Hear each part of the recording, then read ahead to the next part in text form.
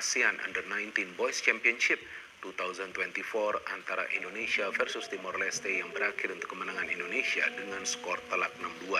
Dengan hasil akhir ini teman-teman, berarti Indonesia menyelesaikan perjuangan di fase grup dengan menjadi juara grup, dengan berhasil mendapatkan 3 kali kemenangan dan juga mencetak total 14 gol dengan hanya kemasukan 2 gol. Artinya memang Indonesia tidak punya lawannya sejauh ini yang sepadan yang bisa menyulitkan Indonesia di Piala AFF U19 ini, karena memang juga di grup A kan lawan-lawan yang dihadapin semuanya adalah tim-tim yang lemah ya di kawasan ASEAN. Bukan saja di level U19, tapi juga kita tahu di level senior timnas Indonesia sering meraih kemenangan lawan Filipina, Kamboja, dan juga Timor Leste. Itu adalah komentar dari pengamat sepak bola Indonesia teman-teman, Bung Binder, atas kemenangan timnas Indonesia melawan Timor Leste dengan skor 6-2. Kemarin timnas Indonesia melakoni laga terakhir teman-teman di fase grup Piala AFF U19 melawan Timor Leste dengan skor 6-2. Gol diciptakan oleh Jean Revens 2 gol teman-teman, dan 1 gol bunuh diri oleh pemain Timor Leste, 1 gol oleh Kadek Arel, Arkan Kaka, dan Muhammad Kafiatur. Dengan kemenangan ini Indonesia menjadi juara grup teman-teman, hasil dari 3 pertandingan dengan 9 poin, dan dipastikan timnas Indonesia U19 lolos ke semifinal, berkemungkinan melawan Malaysia teman-teman di semifinal. Di video kali ini saya ingin mengajak teman-teman semua mendengarkan komentar yang lainnya tentang kemenangan timnas Indonesia U19 melawan Timor Leste. Jadi sebelum teman-teman menonton, dibantu like dan subscribe kalau sudah, terima kasih. Dan ini komentar mereka. Hari ini Coach Indra Safri sudah tidak bebal. Berani memainkan Jens Raven dan Welber Jardim dari menit awal, bahkan pakai formasi baru. Ya, di pertandingan kali ini melawan Timor Leste, Coach Indra Safri berani coba eksperimen. Kayaknya dia dengerin kata-kata netizen deh. Ya, di pertandingan kali ini formasinya 3-5-2 dan memainkan Raven dan Ragil di depan. Dan Kafiatur juga akhirnya dikasih kesempatan buat main dari menit awal.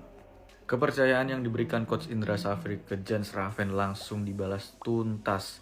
2 gol di babak pertama langsung dihadiahkan oleh Jens Raven untuk Coach Indra Safri. Bahkan gak cuma itu, sosok Kafiatur yang 2 pertandingan sebelumnya ditaruh di bench akhirnya kasih pembuktian. Kaki kirinya benar-benar gokil. Lu kalau lihat assist gol kedua buat si Jens Raven itu, wah, kelas. Pemain kayak gini dicadangin 2 match sebelumnya. Dan kemudian Kadek Arel nih, wah, selain jadi kapten dia jadi sosok back yang tangguh dan bisa cetak gol juga, bisa kasih build up. Luar biasa nih, back Bali kayaknya lagi keren-keren. Kemarin di U16 ada Putu Panji, sekarang ada Kadek Arel di U19. Gak ketinggalan juga nih si Arkan Kaka alias El Terminator cetak gol juga. Gol Arkan Kaka dicetak karena ketidakegoisan Jens Raven yang harusnya dia bisa hat-trick, tapi dia kasih bola ke Arkan Kaka biar Arkan Kaka bisa dapat kepercayaan diri. Nih kredit bagus banget buat Jens Raven ya, dia gak mau egois. Dan gol ke-6 ditutup oleh tendangan spektakuler dari Kafiatur. Nih gokil nih Kafiatur. Dan dia juga sekaligus jadi man of the match di pertandingan kali ini.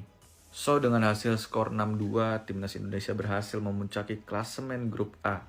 Dengan hasil ini, Indonesia bisa melaju ke babak semifinal dan akan kemungkinan bertemu dengan timnas Malaysia U19.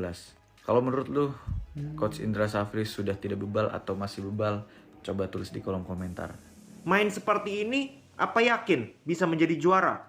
Ya, Indonesia U19 mampu lolos ke semifinal ASEAN Championship atau AFF U19 setelah mampu mengalahkan Timor Leste dengan skor telak 6-2 dan lolos sebagai juara grup. 3 kali kita mampu meraih kemenangan dari 3 kali bermain di fase grup. Dan kenapa gue bilang main seperti ini apakah yakin bisa jadi juara? Karena gue tidak melihat perubahan strategi dari 3 pertandingan awal dari timnas Indonesia. Ya, terutama strateginya apa, game plan itu jelas. Bola ke sayap, crossing, bola ke sayap, crossing, dan memanfaatkan bola-bola atas itu banyak sekali. Ya, dan kalau kalian lihat mayoritas dari gol kita dari fase grup itu mayoritas itu bola-bola atas. Ya, kalaupun nggak bola-bola atas ya mungkin shooting jarak jauh lini kedua. Nah, sebenarnya gue tidak ada masalah dengan gaya permainan crossing, walaupun gue nggak enak nontonnya, tapi that's okay lah kalau efektif, kalau sukses, kalau dijalankan dengan benar, kalau eksekusinya di lapangan itu benar, crossingnya akurat, headingnya akurat, seperti di pertandingan ini dan juga di pertandingan pertama lawan Filipina. Gak ada masalah, gue meremata lah. Ya, tapi kalau seperti case-nya lawan Kamboja, di mana kita kesulitan, lawan sudah sebenarnya bisa antisipasi hal tersebut, itu yang akan jadi repot. Karena lawan kita di semifinal tidak akan mudah. Kemungkinan ketemu Thailand. Oke, misalkan Thailand menang, kita menang lawan Thailand ke final, ketemu Australia, main seperti ini, crossing lawan Australia yang postur tubuhnya jauh lebih tinggi dibandingkan kita. Apakah bisa? Nah, itu yang menurut gue harus kita sama-sama lihat dan sama-sama concern akan hal itu. Kita dukung semua, gue juga dukung. Ya, apapun yang terjadi gue dukung. Cuman harus ini harus kita beri masukan juga timnas ini, supaya nanti ketika deadlock misalkan strategi ini tidak berjalan, maka ada plan B, maka ada alternatif strategi lain. Contoh kombinasi dari tengah, ya kan? Contoh bagaimana umpan-umpan pendek, through pass, itu harus dilakukan, harus disediakan, dan gue yakin pasti akan ada. Ya, semoga ada, sehingga nantinya ketika crossingnya mandek, nggak akurat, buntu, itu bisa dilakukan strategi alternatif. Dan pemilihan Jens Raven ini gue harap dia akan terus jadi starter, karena strateginya cocok dengan dia adalah real striker yang punya postur tinggi, yang punya bola-bola atas juga bagus. Jadi harusnya Jens Raven yang jadi starter di semifinal maupun final. Oke, tetap selamat untuk timnas U19. Semoga bisa menjadi juara di kompetisi atau turnamen kali ini. Segitu dulu. Coach Indra Safri menjawab kritikan dengan sangat manis. Terbukti lawan Timor Leste, Indonesia main agresif dan pesta gol ke gawang Timor Leste. Indra Safri melakukan beberapa rotasi dan hasilnya positif banget. Akan kakak cadangan diganti sama Jens Raven. Dari menit pertama main, terbukti Raven bikin 2 gol dan 1 assist. Caviatur main dari babak pertama. Terbukti Caviatur jadi motor serangan yang sangat-sangat luar biasa banget. Bikin 3 assist dan 1 gol. Welber juga begitu, main sebagai holding midfielder, pergerakannya di lini tengah. Ini sangat-sangat merepotkan barisan pertahanan dari Timor Leste. Dan biarpun Timor Leste kalah di pertandingan tadi, kalau dibanding sama Indonesia, ini Timor Leste cenderung ada peningkatan di tiap pertandingannya. Indonesia turun naik. Indonesia pertandingan perdana lawan Filipina bikin 2 gol, 6 gol. Lawan Kamboja bikin 2 gol doang. Tadi lawan Timor Leste bikin 6 gol lagi. Timor Leste dong. Meningkat tiap pertandingannya. Lawan Kamboja clean sheet. Lawan Filipina kebobolan 2 gol. Lawan Indonesia kebobolan 6 gol doang. Jens Raven, si anak baik guys, nyetak brace atau 2 gol ke gawang Timor Leste. Indonesia menang 6-2. Pada babak pertama aja Indonesia udah unggul 3-1. Gol-gol Indonesia diciptakan oleh Jens Raven, 2 gol pada menit ke-18 dan pada menit ke-27. Kemudian ditutup oleh tendangan keras Vigo Dennis ke pojok gawang Timor Leste dan Indonesia unggul 3-1.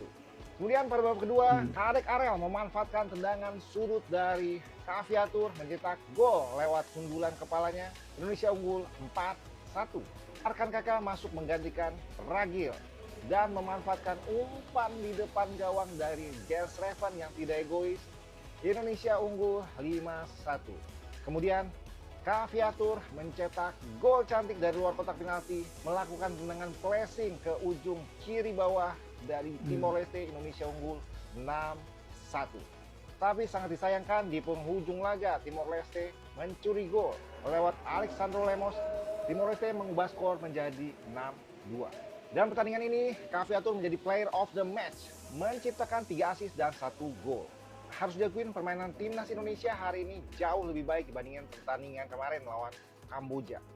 Tapi masih banyak PR yang harus diselesaikan, yaitu passing-passing yang masih belum sempurna dan fokus yang hilang di menit-menit akhir pertandingan karena stamina yang sudah mulai menurun. Pertandingan berikutnya adalah Indonesia akan melawan pemenang antara Thailand atau Malaysia di babak semifinal pada tanggal 26 Juli nanti. Gimana guys, pendapat kalian tentang permainan timnas U19 kita pada malam ini? Komentarnya Sikat! Yes, Jens Reven melakukan pertandingan yang luar biasa tadi malam. 2 gol dan 1 asisnya membantu timnas Indonesia U19 lolos ke babak semifinal AFF U19. Berikut ini adalah wawancara Jens Reven dengan wartawan pasca pertandingan tadi malam. Feeling good. I'm happy that I get more minutes, but I talked yesterday with the trainer, with the coach, because I still have to adapt. And last game yesterday was 20 minutes, so he told me today 45 minutes, and from then we can look further. Yes, it's adaptation with everything, with the play style of the boys, but I think that's going good. And also with the weather, of course, it's a big thing.